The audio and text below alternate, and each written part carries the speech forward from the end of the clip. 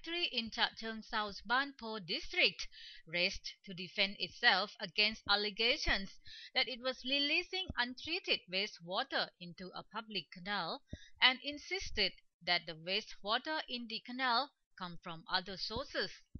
But it seems not many are buying the company's story, as video evidence appears to be in conflict with some of the firm's statements.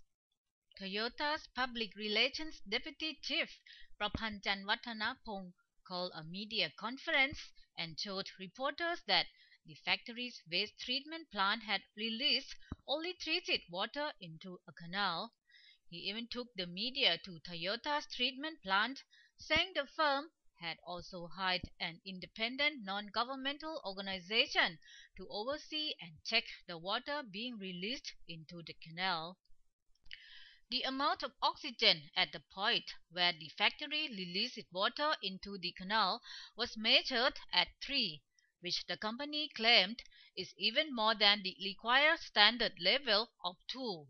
Praphan insisted that Toyota has corporate social responsibility and is ready to allow checks by civic groups.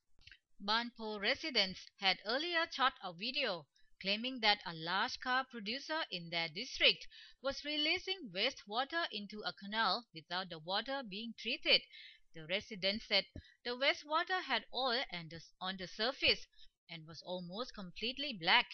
They said the factory releases the water whenever it rains, so it's difficult for anyone to notice.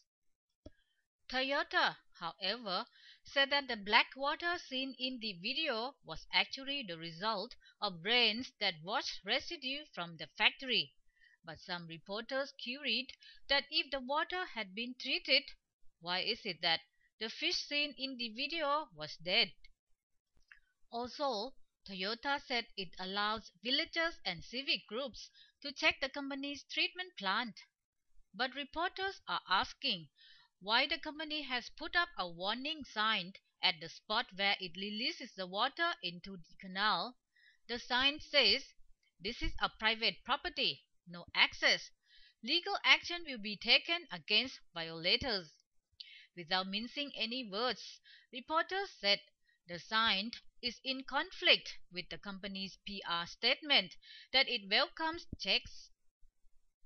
Meanwhile, in another case in the same district, community leaders have been reportedly intimidated by influential figures who have told the leaders not to get involved by mobilizing villagers to air complaints about industrial waste being dumped on land close to prawn and rice farms. This dumping is threatening the very existence of the farms. Rice and prawn farmers have complained that land near their farms have turned into waste dumps.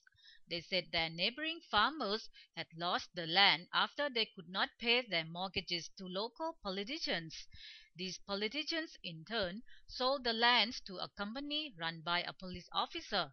The company, which won the bidding to manage industrial waste from a car factory, then uses the lands in the vicinity of rice and prawn farms as industrial waste dumping grounds.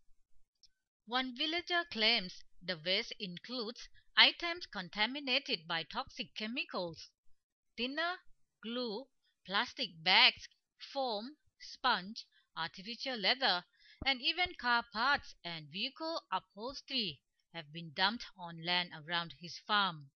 The villagers believe that since the issue involves politicians and a police officer, concerned officials have been painfully slow to process their complaints.